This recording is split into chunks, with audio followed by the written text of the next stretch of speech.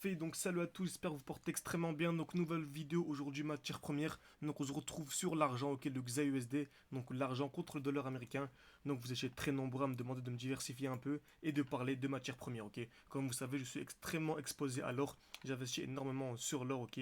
Donc vous voyez, hein, je présente énormément le XAUSD sur ma chaîne YouTube, mais en général quand j'investis sur l'or, c'est soit l'or physique, j'en ferai une vidéo si ça vous intéresse. N'hésitez vraiment pas à me dire hein, si ça vous intéresse en commentaire, mais également, il y a pas mal de sites hein, sur l'or physique, mais également le GLDM, ok. Comme vous savez très bien, je dois l'avoir ici, le GLDM, tac tac tac, si je descends un petit peu, parfait, voilà.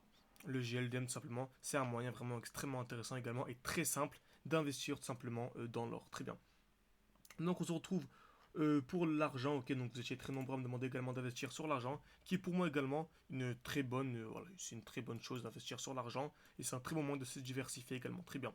Donc on va commencer directement l'analyse, donc avant de commencer, donc nous sommes aujourd'hui le 5 juillet 2023, ok, donc à l'heure où je vais tout simplement poster la vidéo, sinon chez moi on est le 4 juillet, bref, c'est pas très important, et simplement c'est le meilleur moyen de nous rejoindre, ok, si vous souhaitez vraiment vous former de manière professionnelle, avoir une stratégie vraiment durable dans le temps, et vraiment voilà, comme vous savez, l'analyse technique ne bouge pas et ça n'a jamais bougé. Si vous allez sur un graphique 2009, 2010, 2011, n'importe quelle action, tous les actifs capitalisés bougent de la même manière, ok. Et si vous avez une autre stratégie, qui est vraiment une stratégie complète, professionnelle, pour vraiment comprendre tous les mouvements du marché, essayez de lire les ordres laissés par la smart money, ok, les indices laissés par la smart money sur le graphique, vous pouvez vraiment avoir des résultats vraiment incroyables et trader vraiment absolument tous les marchés, ok.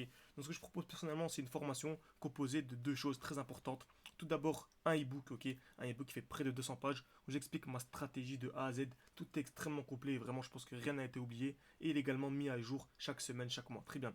En plus de donc, il y a énormément de personnes qui ont atteint la rentabilité seulement avec le e-book. Mais bien sûr, je ne me suis pas contenté du minimum. En plus du e-book, on se retrouve chaque semaine pour un live hebdomadaire. Pour l'instant, il y en a eu 7. Bien sûr, ils sont disponibles en rediffusion pour ceux qui nous rejoindront maintenant, tout simplement. Donc un e-book plus les lives hebdomadaires, on se retrouve chaque semaine durant environ une heure et demie, voire 2 heures. Si vous avez vraiment énormément de questions, où je réponds vraiment à toutes vos questions, on analyse mes trades ensemble, mes résultats ensemble, vos trades gagnants, vos trades perdants. C'est vraiment un moment extrêmement convivial, hein, très convivial, mais on apprend également énormément de choses chaque semaine. Très bien. Donc n'hésitez vraiment pas à vous rejoindre, je sélectionne selon les profils. En général, chaque mois, je sélectionne entre 4 et 6 personnes chaque mois. Donc n'hésitez vraiment pas à m'envoyer un message, m'envoyer un soit par sur Telegram en privé, ou soit par mail. Tout sera en description, hein, soit Telegram, soit mail. Et je prendrai un plaisir de vous répondre personnellement. Donc envoyez-moi un petit message hein, en présentant un peu votre profil, quels sont vos objectifs, etc. pour vous aider du mieux possible. Très bien. Donc on se retrouve maintenant sur l'argent. Très bien. Donc on est ici en monthly. Donc chaque bougie représente simplement un mois, ok. Et on remarque quoi directement, ce qui tape à l'œil, c'est une belle présence de QH, ok. On voit que le marché est venu taper une fois, deux fois, quasiment au même niveau. Est-ce que c'est des EQH exacts? Non, ce n'est pas des EQH exacts. Pourquoi? Car on ne vient pas ici taper pile poil au millimètre près, ok. Bien sûr, lorsqu'on a des EQH exacts, ça nous donne beaucoup plus de confiance, des probabilités que ces EQH soient pertinents. Très bien. Mais ici, c'est presque au même niveau et on verra que cette liquidation a permis de récupérer pas mal de liquidité. Très bien. Donc on a des EQH, donc on vise simplement les EQH. Donc une personne qui achèterait, on va dire de manière hasardeuse, de l'argent maintenant, lorsque l'on viendra taper l'ATH, car je pense vraiment qu'on viendra taper l'ATH, ça fait une performance de plus de 120%. Ce qui est ce qui n'est pas du tout négligeable. Très bien. Donc, on va venir un peu sur le passé pour comprendre un peu comment est-ce que le marché a bougé, tout simplement. On a eu ici une très grosse impulsion, ok. Très très grosse impulsion. Première touche, tout simplement. Mouvement très baissier. Voilà, à chaque impulsion, il y a toujours une réaction, ok. Un beau retracement. Retracement, tout simplement.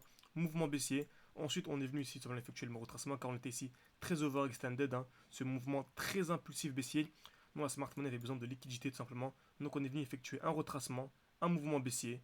Et ensuite, toujours la même chose. Ils sont donc overextended. Le marché était très étiré. Et nous sommes revenus ici, dans cette zone, simplement. Donc, si on vend 3 mois, on le verrait très bien. On est revenu ici. Donc, on était clairement baissier, hein, ici, clairement baissier. Et on revient toujours dans la zone de supply. C'est toujours la même chose. Donc, pour rappel, comment est-ce que bouge le marché, tout simplement. Lorsqu'on a un mouvement baissier, comme ça, on revient toujours dans les blocs institutionnels précédents pour venir tout simplement récupérer de la liquidité, distribuer, venir effectuer un mouvement baissier. Ensuite, la suivante, c'est celle-ci, ce bloc. On vient ici, tout simplement, distribuer, effectuer un mouvement baissier. À votre avis, on revient où si le marché continue à baisser? Dans le dernier mouvement aussi avant la baisse. C'est toujours la même chose, toujours la même chose. C'est comme ça que le marché, que la smart money a un order flow baissier et fait baisser tout simplement un marché. Et pour un mouvement haussier, c'est vraiment toujours la même chose, c'est ce qu'on va voir après sur l'argent. Par exemple, selon vous, si on a un mouvement qui est comme ceci, très bien, parfait comme ça. Donc on a des EQH ici. À votre avis, le marché, là, voilà, on est comme ça. Où est-ce qu'on peut avoir ici une réaction? Ok, à votre avis, quelle est la prochaine zone très importante, très pertinente pour venir liquider les EQH? Bah, c'est tout simplement le dernier mouvement haussier avant la baisse. Donc le dernier mouvement haussier. Donc on s'attend ici à un retour, à une accumulation pour venir liquider tout simplement les EQH. Donc en achetant ici, en revendant ici au niveau des EQH, on a ici une belle performance qui dépend bien sûr de la durée du trade, hein. Si on est ici en weekly ou en monthly, par exemple ici dans 3 mois, on aura une beaucoup plus grosse performance qu'un mouvement par exemple en 5 minutes ou en 15 minutes. Après, tout dépend vraiment chacun de votre style de trading. Et comme vous savez, moi, que ce soit les crypto-monnaies, l'argent, etc., je trade sans effet de levier, de manière totalement éthique. Je ne prends pas du tout de short. Okay, quand je crois en une action, je ne sais pas de faire baisser l'action, de jouer sur un mouvement baissier ou sur une catastrophe. Au contraire, je crois au projet et je l'accompagne simplement vers des sommets. Ensuite, on reprend, nous étions ici, on a eu le retour dans la supply et on remarque quoi ici? Que nous avons ici une très belle zone de QL. Nous sommes venus taper une fois, deux fois, trois fois, quasiment au même niveau. Donc là, c'est une zone de QL qui était vraiment extrêmement pertinente. Donc la smart money ne vient jamais, comme vous savez, c'est un smart money qui fait bouger le marché tout simplement. La smart money ne vient jamais créer des EQL comme ceci où c'est parfait de manière hasardeuse. Donc une personne par exemple qui avait juste, vous voyez ici, hein, on parlait de la supply juste avant, on est venu vraiment au millimètre près, on est vraiment venu dans la supply avec une très belle mèche pour venir effectuer le mouvement baissier. Très bien. Donc une personne par exemple qui avait tout simplement revendu son argent, ok, à l'entrée de la supply pour le racheter plus bas, ça va simplement effectuer une performance de, ok, une performance de plus de 50% en combien de temps? En à peine quelques mois. Je veux dire tout de suite. Donc tac tac tac, on le verrait mieux comme ceci. Donc vraiment à l'entrée de la supply, à ici, plus de 50%, ok, en quelques mois. Donc voilà, ça fait, c'est comme une bonne petite période ici. Mais voilà, c'est surtout les gros investisseurs en général qui jouent sur des mouvements comme celui-ci. Une personne, on va dire, qui est plus débutante, qui veut avoir de l'argent un peu plus rapidement, elle va se focaliser sur des mouvements un peu plus impulsifs. Par exemple, simplement en crypto-monnaie ou même dans l'argent, qui est sur l'argent. Il y a des mouvements impulsifs. Faut bien vérifier différents time frames, avoir ses analyses, avoir tout simplement ses alertes sur les graphiques pour pouvoir entrer au bon moment et profiter de beaux mouvements. Très bien. Ensuite, on a eu ici tout simplement ce que l'on appelle ici les EQL, liquidation des EQL et COS. Ok, on a eu le COS, c'est-à-dire la cassure ici, la cassure dans l'autre sens. Si je par exemple en monthly, on verrait que le mouvement baissier, ok, le mouvement baissier qui a provoqué la cassure des EQL, ok, c'est ce mouvement-là. Ok, c'est ce mouvement baissier qui a provoqué la cassure des EQL, simplement. Donc dès lors que nous venons casser ce high, ok, alors que nous venons casser simplement le haut de ce mouvement baissier, c'est clairement l'annonçateur d'un futur mouvement très haussier et d'un changement de structure. C'est ce qu'on a eu, cassure ici, et on a eu seulement mouvement aussi. Donc notre SL était ici selon nous, ce lot-là était protégé, car la Smartman n'avait pas du tout voilà, elle n'avait pas du tout besoin de venir liquider ce lot. Pourquoi? Car elle avait déjà essayé de récupérer pas mal de liquidité au niveau des EQL. Très bien. Donc si vous avez des questions, je parle un peu rapidement, n'hésitez vraiment pas à me le dire en commentaire, hein, ce sera un réel plaisir. Je prendrai le temps de refaire une vidéo en parlant de manière un peu plus calmement, on va dire, de manière plus posée. Parce que voilà, il y a certains débutants en effet. Donc n'hésitez vraiment pas à me dire en commentaire, car j'essaie de faire une vidéo, j'essaie de parler rapidement pour pas que la vidéo dure trop longtemps. Très bien. Donc on a ensuite eu ici la cassure, très bien, le retour, toujours la même chose, récupération de liquidité, mouvement haussier, ok. On a eu ici un très bon mouvement haussier, et on est venu s'appuyer où? Toujours la même chose, on est venu s'appuyer dans ce beau bloc, dans cette supply tout simplement. On est venu s'appuyer à l'intérieur, mouvement haussier, mouvement très impulsif haussier ici, on voit vraiment, on était très overextended. Donc on a eu 1, 2, 3, 4, 5, 6, 7, 8, 9, bref, une dizaine de bougies vertes, ok. Une dizaine de bougies vertes très haussières. Donc la smart money avait besoin de liquidité tout simplement. La smart money avait besoin de liquidité pour tout simplement continuer le mouvement haussier. Donc qu'est-ce qu'elle est venue faire? Elle est venue liquider ce high. Elle est venue liquider ce high. Pourquoi? Car il y avait énormément d'ordres tout simplement au-dessus. Pourquoi? D'expliquer clair, je vous explique de manière assez simple. Donc les retail, il y avait énormément d'essais. Comme vous savez, à chaque fois qu'il y a un high, il y a un point haut, ok. Comme celui-ci, il y a énormément de SL. Car les gens ici vont chercher à shorter le marché. Beaucoup shorter comme on était très baissier. Comme vous savez, moi je ne shorte pas. Mais les gens vont chercher à shorter. Donc pourquoi? Pour essayer de profiter de ce mouvement baissier. Donc vu qu'il y a des shorts, ok, donc ils vont chercher par exemple à shorter ici. Souvent le SL est au-dessus. Le SL est souvent au-dessus tout simplement du high. Donc si ils SL, ok, donc ils vont chercher à tout simplement, donc ils vont chercher à shorter, c'est-à-dire admettre simplement injecter un ordre vendeur, car ils vont shorter un ordre vendeur, leur SL est au-dessus, Donc s'ils sortent du marché seulement, si leur SL est touché, ça va déclencher un ordre acheteur, tout simplement. Donc eux, ils vont chercher à vendre. Pour rappel, ils vont chercher à vendre. Donc injecter un ordre vendeur. Si leur SL est touché, bah, ils vont devoir racheter leur position. Donc ça va déclencher un ordre acheteur. Très bien. Et à votre avis, à qui est-ce qu'ils vont vendre tout ça? Ils vont vendre ça à la smart money, tout simplement. Ils vont acheter ça, pardon, la smart money. Donc je vais récapituler un petit peu pour que ça soit plus clair. Les gens ici, durant toute la baisse, même ici, hein, ils vont chercher à shorter, shorter, shorter, shorter. Donc en shortant, on injecte un ordre vendeur. Ils ont leur SL au-dessus du high. Donc si leur SL est déclenché, ils vont seulement déclencher un ordre acheteur. Car lorsque l'on vend, si on est SL, on achète. Et lorsque l'on achète, si on est SL, on vend, tout simplement. Donc, lorsque la smart money va tout simplement déclencher leur SL, ici, il y aura des ordres acheteurs qui vont être déclenchés. Et à votre avis, ils vont acheter à qui? Ils vont acheter à la smart money qui va pouvoir à son tour vendre.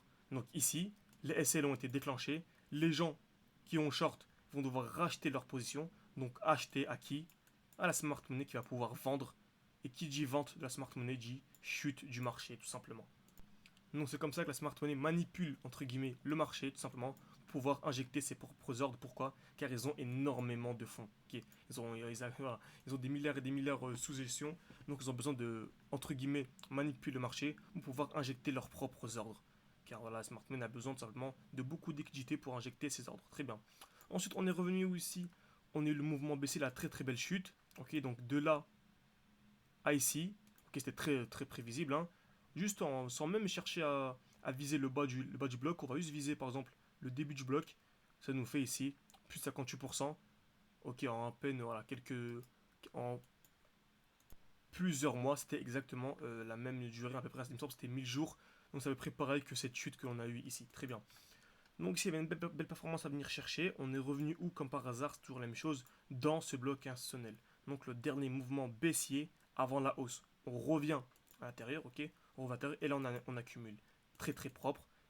Création de QL, on est venu taper une fois, deux fois, quasiment au même niveau. Liquidation, ok, donc très belle liquidation. Et ensuite COS, cassure de l'autre sens. Donc on peut bouger notre SL qui est à présent ici seulement. Celui-là peut être clairement protégé. Très bien. Et on remarque quoi? Le dernier mouvement baissier avant cette hausse, cette bougie là, cette bougie rouge, cette très belle G-Men, et on revient comme par hasard à l'intérieur. Nous sommes revenus à l'intérieur pour accumuler. Très bien. Donc on parle encore en plus petit time frame ici. On remarque quoi ici que nous avons ici une très belle création de QL. Création de QH, pardon. Okay, donc les EQH lorsque c'est au-dessus et les EQL lorsque c'est en dessous. Donc par exemple ici, lorsque nous sommes ici sur le marché, nous avons ici des EQH car c'est au-dessus et des EQL car c'est en dessous tout simplement. Donc si le marché est haussier, on va d'abord liquider les EQL puis les EQH. Et si le marché est baissier, on va tout simplement liquider d'abord les EQH puis les EQL. Très bien. Donc ici on a une distribution et ici on a une accumulation. Très bien. Donc ça fait bien plus d'une dizaine de minutes que la vidéo tourne. N'hésitez pas à me dire si cette vidéo vous intéresse.